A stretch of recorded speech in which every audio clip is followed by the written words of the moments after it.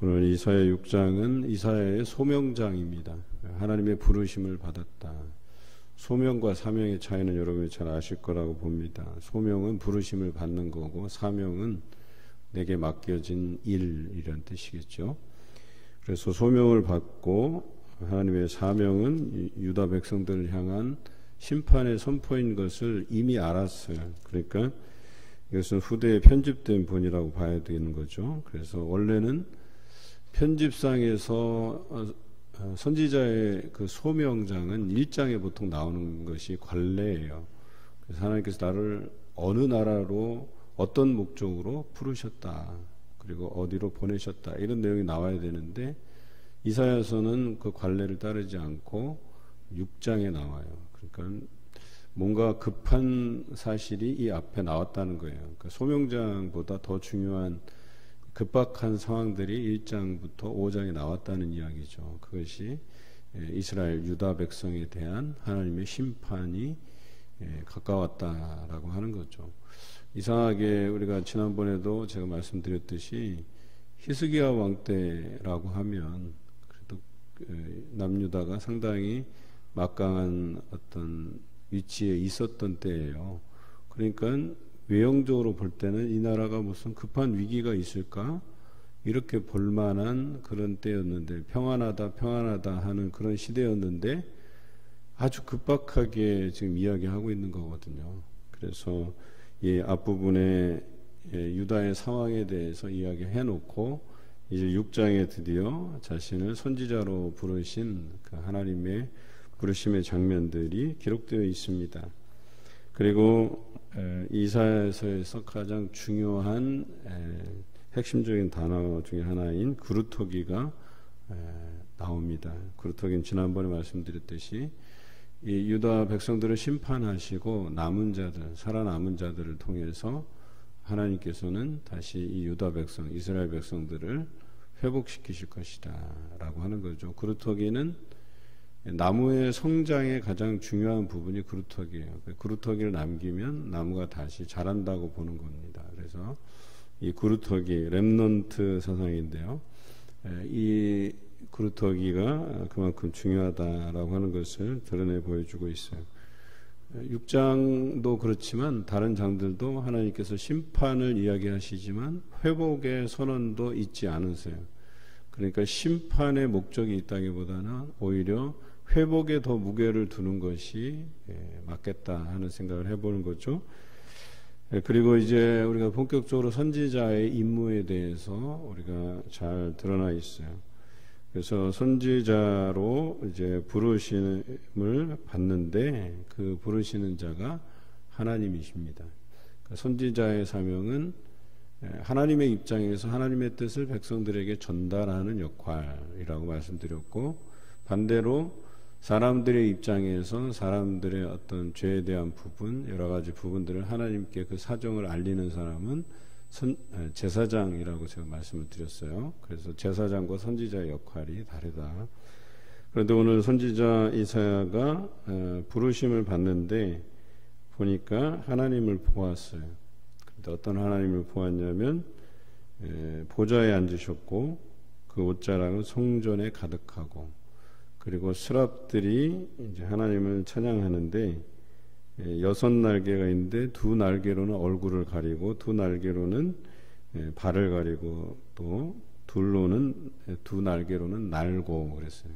그러니까 날개는 나는데 발과 얼굴을 가렸다. 그러니까 발은 어찌 보면 자신의 치부를 가린다 이런 표현으로 볼 수 있고, 얼굴을 가린다. 천사들도 하나님을 대면하여 볼 수 없는데 유일하게 대면하여 볼 수 있는 사람이 가브리엘이었죠. 그래서 가브리엘은 메신저예요. 그러니까 7 천사장 중에서 메신저, 하나님의 소식을 전하는 그런 메신저인데 가브리엘만이 하나님 앞에 섰다라는 표현이 성경에 기록되어 있어요. 나머지 천사들은 하나님의 얼굴을 볼 수 없어요. 뿐만 아니라 사람들도 하나님의 얼굴을 보면 죽는다고 여겼던 것이 유다 사람들의 생각이었었어요. 그리고 그래도 하나님의 그 임재를 볼 수 있다면 거룩한 자들이었다고 이야기를 하죠. 그런데 오늘 보니까 이사야가 하나님을 대면하여 보게 되는 장면이 나와요. 보통은 죽어야 되는데 하나님이 얼마나 사랑하시면 그 천사장 중에 그 가브리엘만을 이렇게 대면하여 보시는 분이 성경에 보면 그래도 대면하여 보는 사람이 간혹 등장해요. 간혹. 그러니까 얼마나 사랑하고 또 그가 그 나름대로의 거룩한 삶을 살았는가에 대한 반증이기도 하겠죠. 그런데 오늘 그 하나님을 바라보는 순간, 즉 천사들이 나타나서, 여기 스랍이라고 나와 있는데요, 천사들이 나타나서 거룩하다 거룩하다 거룩하다 하면서 만군의 여호와여 그의 영광이 온 땅에 충만하다 이렇게 찬양하고, 또 여러 가지 현상이 일어나는데 그 소리로 말미암아, 근데 여기서 말하는 소리는 천사들의 찬양하는 소리예요. 하나님의 소리가 아니라, 우리가 시편을 묵상하면서 여호와의 소리에 대해서 말씀드렸잖아요. 여호와께서 한번 소리를 발하시면 온 자연재해든 모든 것들이 다 어때요? 뒤집어지고 멈추는 현상이 일어나고 그런다고 말씀드렸잖아요. 심지어는 풍랑이는 그 뱃속에서 예수 그리스도께서 바다를 향해서 꾸짖는 그 장면들도 제가 말씀을 드렸고요. 그런데 여기서는 천사들의 소리임에도 불구하고 문지방의 토가 요동하며 성전의 연기가 충만했다 그랬어요. 그러니까 성전 문지방이 흔들리고 요동하고 그 안에 연기가 충만한 모습을 이사야가 보았다라고 하는 것이죠. 그럴 때 이 하나님의 임재와 천사들의 그 소리를 통해서 이런 현상이 일어나는 것을 보고 그제서야 자기가 자신의 모습을 깨닫게 돼요. 이사야가. 그래서 이사야 고백이 5절에 그때 내가 말하되 화로다 나여 망하게 되었도다. 나는 입술이 부정한 사람이요 나는 입술이 부정한 백성 중에 거주하면서 만군의 여호와이신 왕을 배웠음이로다. 그러니까 하나님의 임재를 경험하고 나서 자기 정체성을 깨닫게 되는 거예요. 자기는 그래도 나름대로 거룩한 삶을 살아왔다고 자부했는데 그 하나님의 임재를 경험하는 그 순간에 자신이 망하게 되었다. 내 입술의 부정함을 인하여서 나는 망하게 되었다. 내가 곧 죽을 것이다. 이렇게 표현하고 있는 거예요. 여러분, 이사야도 이런데요. 우리 삶을 어떻게 했어요?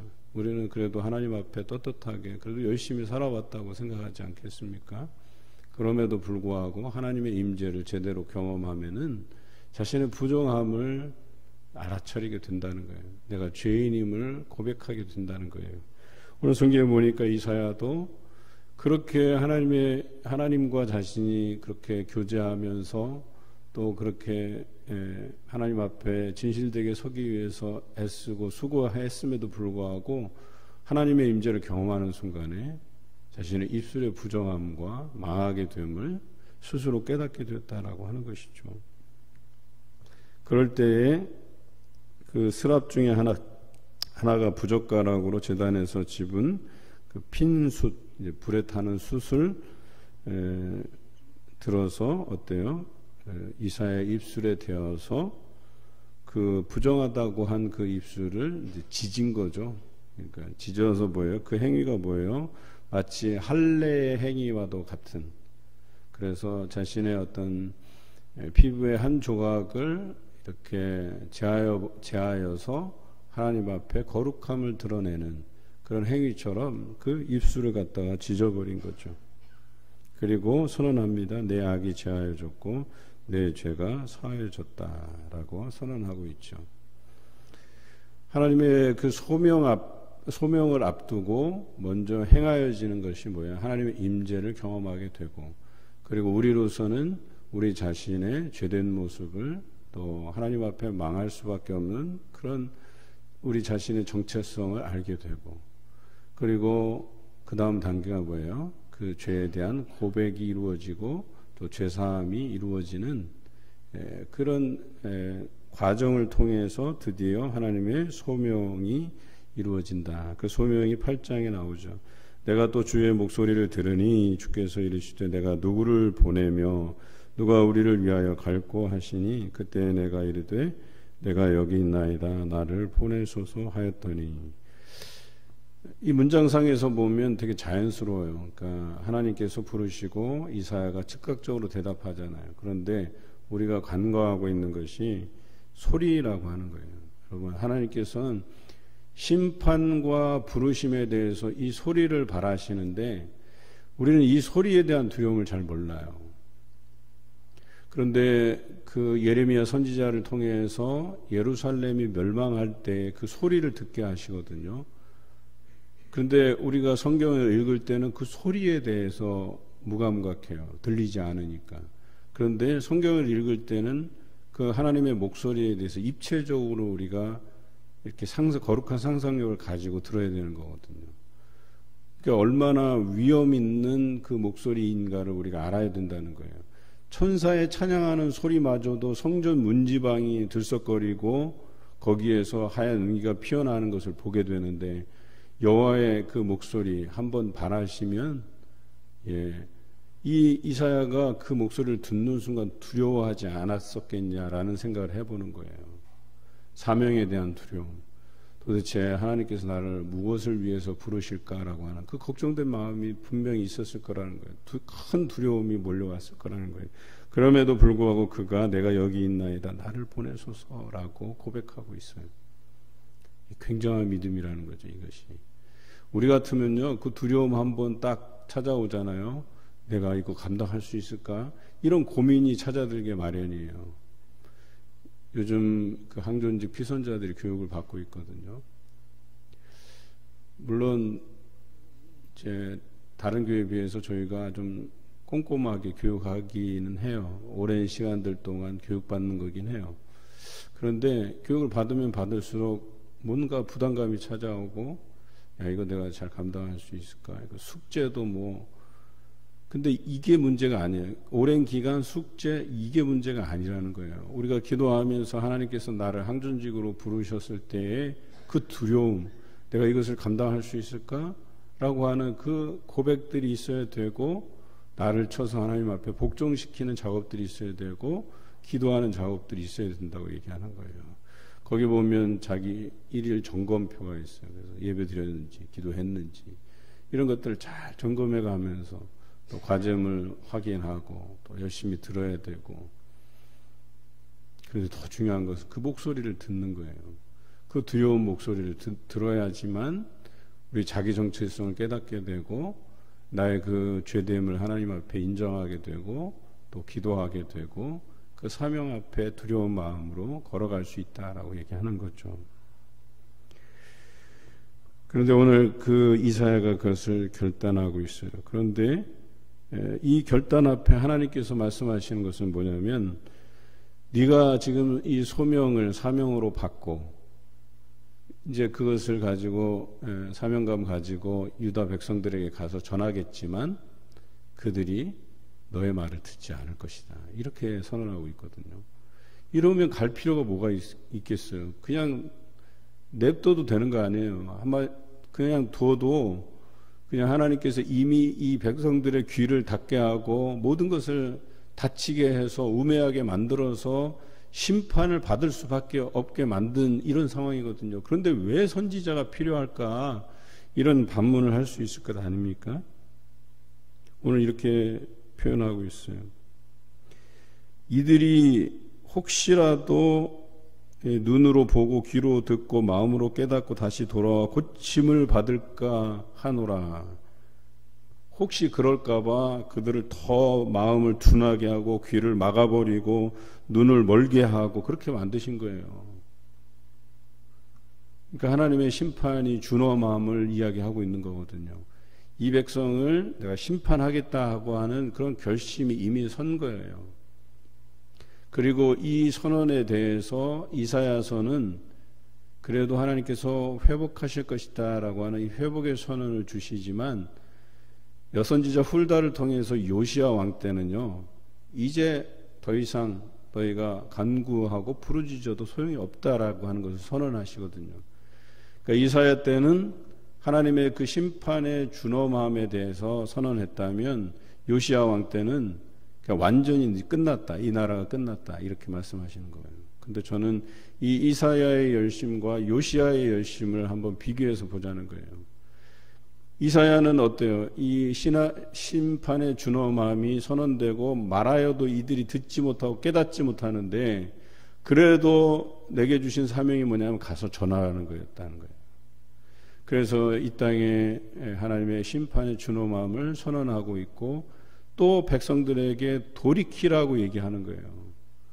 하나님께서 눈도 닫아버리시고 귀도 닫아버리신 상황에서 마음도 둔하게 된 상황에서 가서 심판을 선언하고 회복을 선언하고 이것을 선언하라고 이야기하는 거예요. 왜 그러셨을까?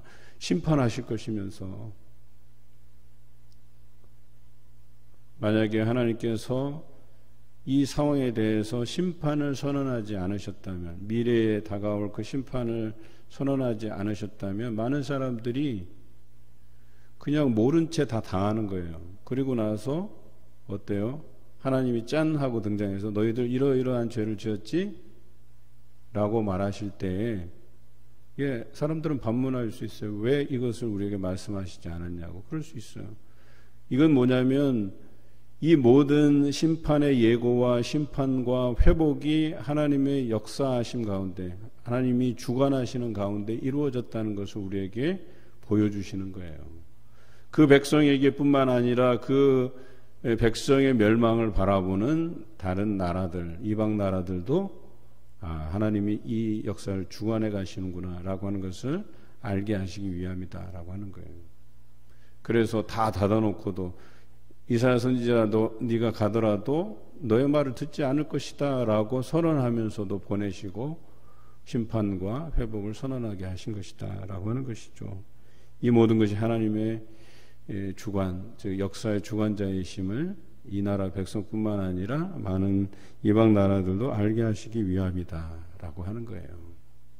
하나님께서 아끼시는 백성인데도 심판을 선언하고 그대로 심판하시고 또 다시 회복하시고, 그런데 하나님의 그 사랑하시는 백성들뿐만 아니라 이방 나라들이 이 소식을 들었을 때 어때요? 이방 나라들조차도 우리가 잘 알듯이 다니엘서를 우리 지난번에 잠깐 다루었는데 그 이방 나라들도 그 나라의 왕들도 하나님의 존재를 찬양하는 그런 상황에서 그 사랑하는 백성을 저렇게 멸하시는데 이방 나라들이야 뭐 오죽하겠어요. 그래서 선지서들의 공통적으로 나타나는 것 중에 하나는 그 특정한 나라 그 백성들에 대한 심판뿐만 아니라 그 주변 국가들에 대한 이방 나라들에 대한 멸망을 예언하시기도 한다라고 하는 거예요.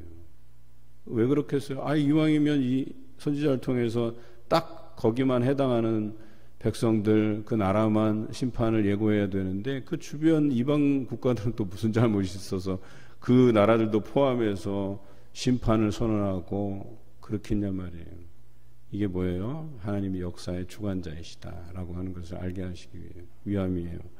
우리가 이것을 듣기는 들어도 우리 삶을 주관하시는, 나라들도 주관하시는데 우리 개인적인 삶을 주관하시지 않겠냐라고 하는 거예요. 그럼에도 불구하고 우리를 주관해 가시는 그 하나님의 뜻에 어긋날 때가 뭐 한두 번이겠어요.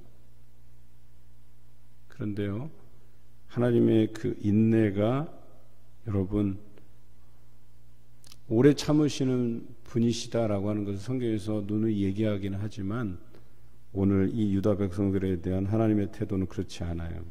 준엄하세요. 마음도 둔하게 만들고 눈도 닫아버리고 귀도 닫아버려서 심판을 받을 수밖에 없게 만드시겠다는 거예요. 돌이켜도 소용없게 만드신다는 거예요.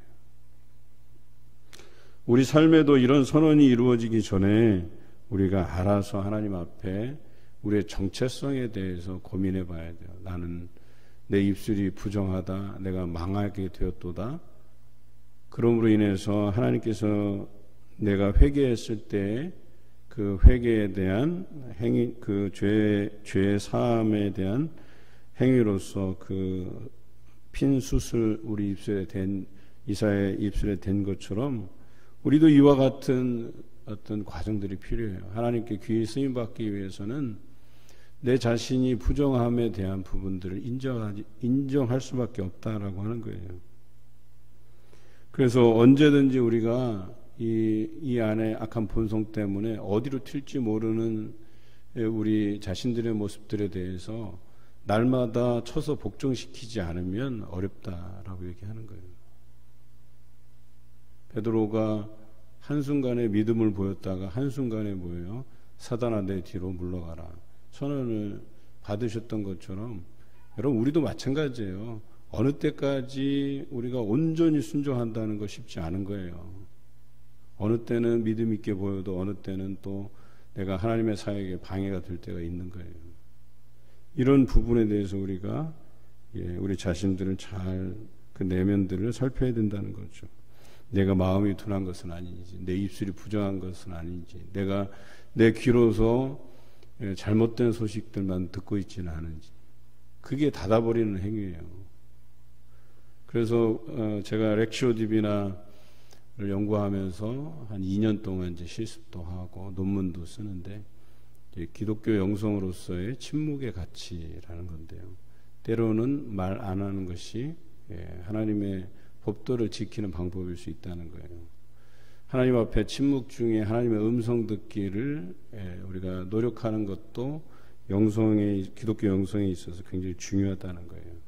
그런데 우리는 일어나자마자 뭐 불필요한 것들을 보고 불필요한 것들을 듣고 불필요한 것들을 말하고 그래요.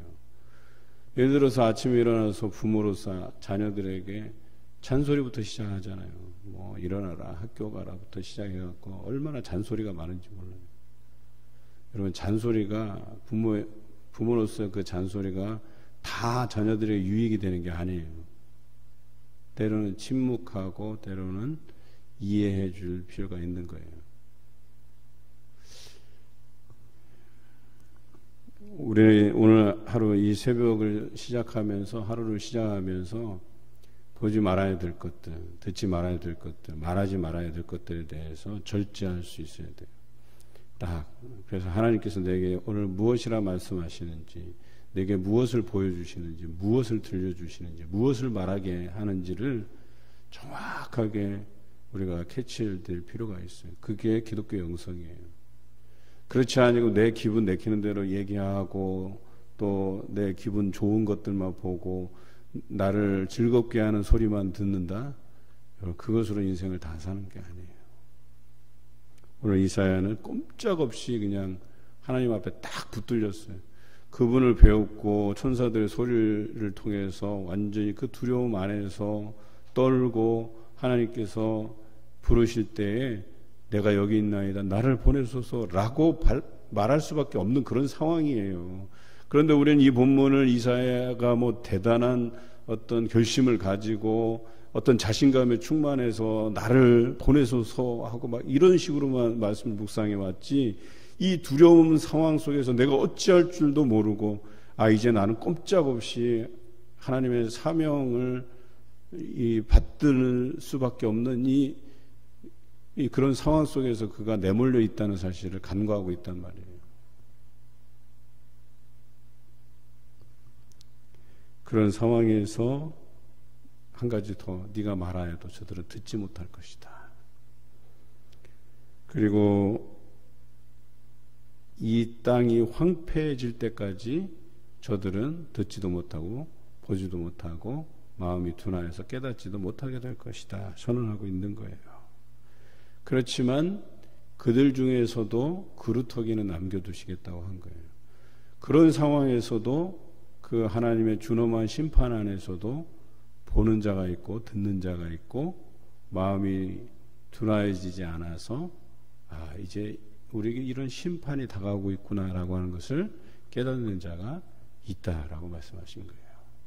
그래도 참 대단합니다.